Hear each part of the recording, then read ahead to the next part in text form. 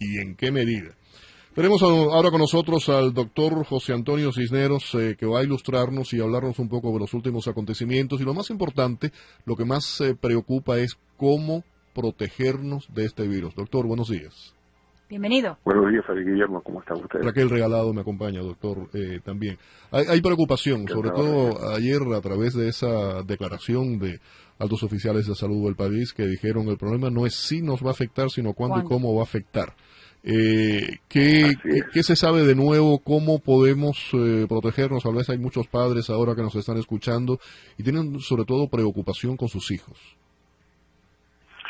Bueno, mira, hay una cosa clara a partir de la dispersión de casos desde China, ¿no? Y la conclusión es que es una enfermedad muy infecciosa. A pesar de todas las limitaciones, las cuarentenas, etcétera, personas que han salido de la zona de China y han viajado a otras partes del mundo, ha sido infectada en muchos casos y ha podido infectar a otros. Además, hay personas, ya no solamente eran los primeros pacientes que se infectaron a partir de animales, sino que es infección de persona a persona. También hay consenso internacional que es a través de las gotas de saliva y de los estornudos y de las secreciones del paciente infectado. Las medidas que se están tomando pues te demuestran que es una enfermedad preocupante, es un virus no conocido de una familia conocida. Ese es el virus corona, hay muchas otras variantes, pero este en particular no se le conocía su comportamiento viral ni genético, ¿no? Porque acuérdate que todo virus es un conjunto de instrucciones que se le meten a una célula para producir más virus. Entonces, es una enfermedad muy infecciosa, pero aparentemente no tiene una mortalidad tan alta. Porque el número de personas que han fallecido en función del número de personas que se han infectado revela pues que no es el porcentaje no es tan alto en comparación con otros virus. Vamos a dar las cifras. Vamos a dar las cifras que dio ayer Harvard, como se reportó en el Atlantic, que ha asustado a las personas. Dijeron del estudio de Harvard que ellos piensan que entre 40 y 70% de la humanidad va a ser infectado por este virus, pero que la gran mayoría primero no van a fallecer y hay un tercio de esos que ni van a saber que tienen el coronavirus, que simplemente lo van a tener y lo van a superar. Eso pasa con todas las enfermedades infecciosas. O sea, no todo el mundo reacciona igual a la infección con un agente viral en este caso. Ahorita la Organización Mundial de la Salud publicó ayer en la noche un boletín con 80.000 casos globales. 77.000 están en China. De esos 77.000, 2.600 personas han muerto, ¿no? Lo cual pues te revela un poquito que no es tanto, para el número de infectados, no es tanto el número de muertes.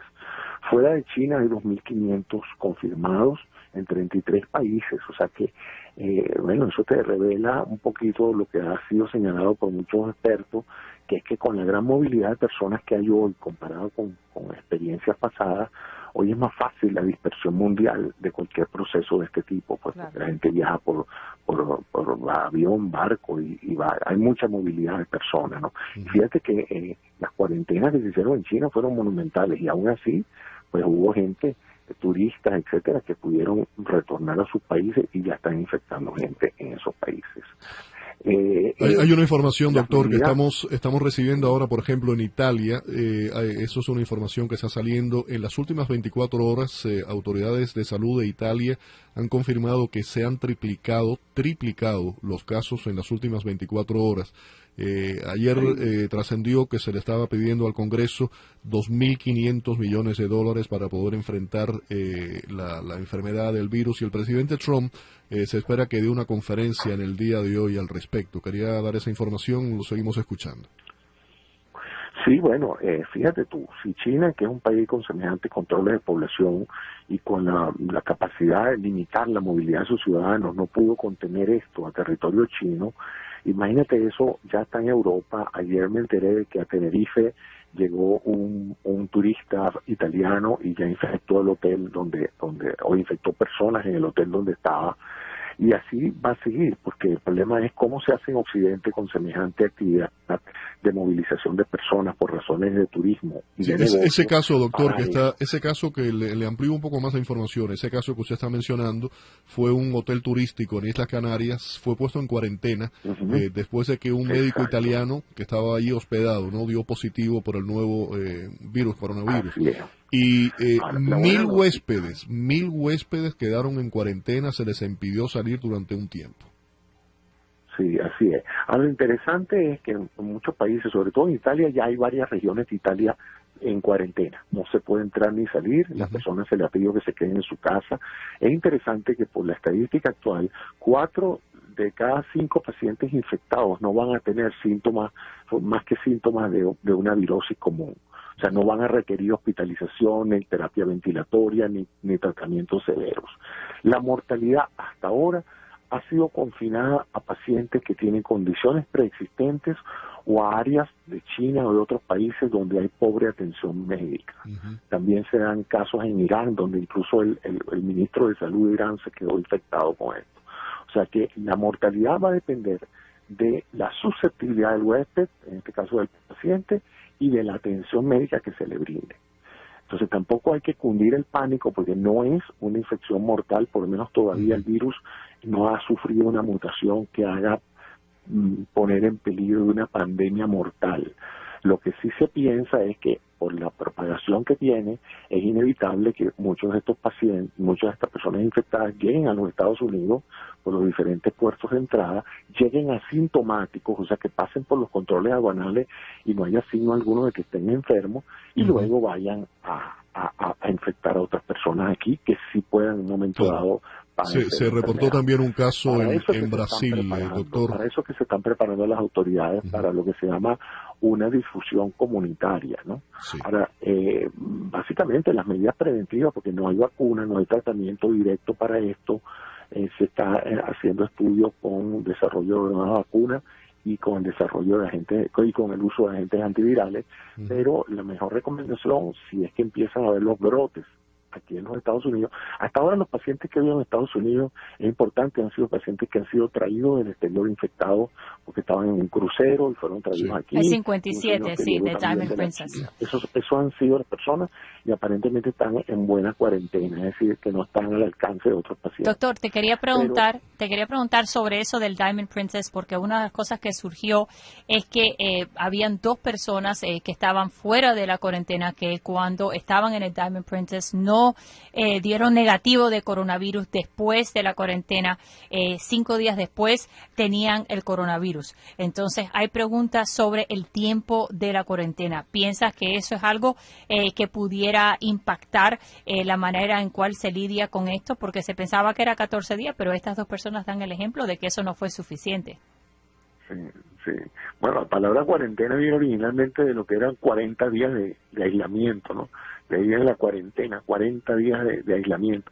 Pero lo que te quiero decir con esto es que yo no creo que haya razones para que cunda el pánico en esto. Las autoridades sanitarias se están preparando para esto. Es imposible cerrar el país, es imposible parar los puertos y decirle aquí no entra nadie ni sale nadie hasta que no se resuelva este problema, ¿no? Hay la esperanza también de que el cambio que ocurre por las estaciones de primavera y verano pues aumente la temperatura y el virus pueda disminuir su potencial de enfermar gente. Es importante porque ya me hicieron esta pregunta, ¿cómo es posible que el virus viva dentro de una persona que está a 37 grados de temperatura y resulta que el virus dice que se muere a 27 grados afuera? Bueno, muy sencillo, porque cuando está dentro del cuerpo está dentro de las células, el virus está colonizando células y las células pues mantienen la reproducción viral. Es decir, tanto virus mueren como virus se producen y se multiplican. En cambio, un virus que ha caído en una gota de saliva o de estornudo en una mesa, pues entre la sequedad y la temperatura, pues el virus pierde la virulencia, que así se llama, ¿no? Sí. El virus como tal no es un agente vivo, ustedes saben, el virus necesita de unas células para reproducirse. Él no tiene maquinaria de dividirse él mismo como las células, como las bacterias y producir infección. O sea que un virus colocado en una mesa, en una silla, porque alguien estornudó o sudó o lo que sea, ese virus tiene una latencia de unos 24, 48 horas aparentemente, y ahí pues si una persona doctor, le mencionaba anteriormente que ahí se ha reportado un caso en Brasil y hay una gran preocupación, una serie de regímenes, de gobiernos en América Latina que manejan mucho estas enfermedades con secretismo, Cuba, Venezuela, por ejemplo, sí, y que eso puede ser una preocupación de que haya casos no se estén reportando, no se estén detectando o se estén ocultando. Sí, eso no es bueno, pero tampoco es bueno hacer un proceso amarillista de tratar de alarmar a la población, porque entonces en muchos de estos casos tanto daño hace informar poco como informar mal. Es decir, que darle a la gente una sensación de urgencia y de dramatismo que los lleve en un momento dado a cometer tonterías como tratar de moverse a otras ciudades, etcétera, que lo cual crearía más problemas. En Europa se está ofreciendo la alternativa del aislamiento en casa, es decir, si usted se siente mal, no vaya al hospital a menos que sea necesario, usted se quede en su casa, cierre su puerta, pida comida, si está en la escuela, trate de hacer las clases vía internet, si tiene trabajo, pida permiso de su trabajo para trabajar por computadora, pero trate lo posible de autoaislamiento, lo que se llama el autoaislamiento, ¿no? En otras palabras, tienes que tomar una serie de precauciones que están en internet para manejar todo, la ropa que tienes, la manera en que te bañas, no compartir toallas, no compartir utensilios de consumo de alimentos, todo eso hay que hacerlo para evitar contagiar a tus seres queridos y a tus vecinos. Por supuesto. Pero el autoaislamiento es ahorita lo que se está haciendo en Europa, en Italia. Y en el Reino Unido también se le está dando esa alternativa a las personas.